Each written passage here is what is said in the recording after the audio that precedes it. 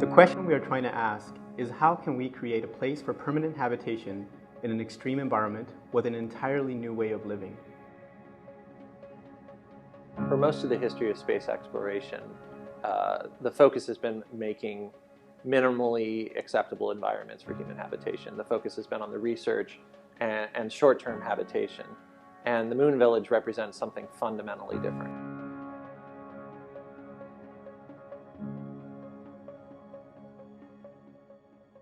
Going beyond Earth means we have to bring all aspects of life to an inhospitable environment. We have to confront challenges such as designing in a very different environmental regime. For instance, the production of oxygen and recycling of carbon dioxide, and even including radiation protection into enclosure systems.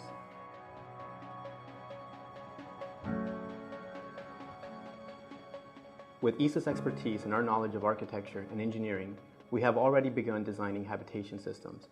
We're leveraging our capabilities at SOM to think about the relationships between geometry, structure, materials, and all of the constraints that are incorporated into space architecture.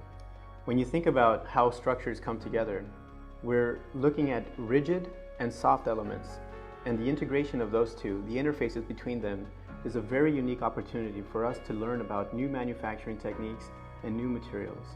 At the same time, we're also looking at how to integrate life control systems in a very unique and customized way, liberating all of the volume and space necessary for future activities and optimizing the use of any kind of equipment that might go into this system.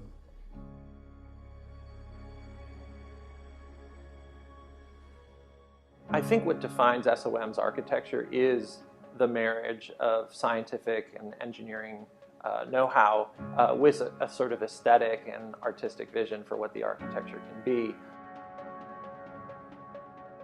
We see the Moon Village as an opportunity to experiment and prototype.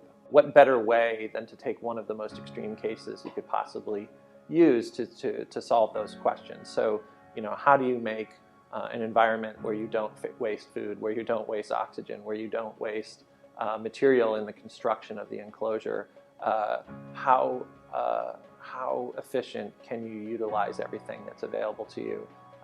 We find that tremendously interesting because we think that immediately we're going to be able to take those ideas and apply them in the real world on an everyday basis in the construction of our architecture.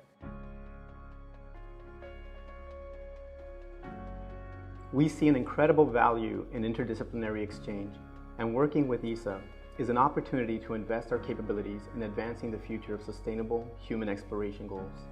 It's an important contribution and our responsibility to future thinking about mankind's place in the universe.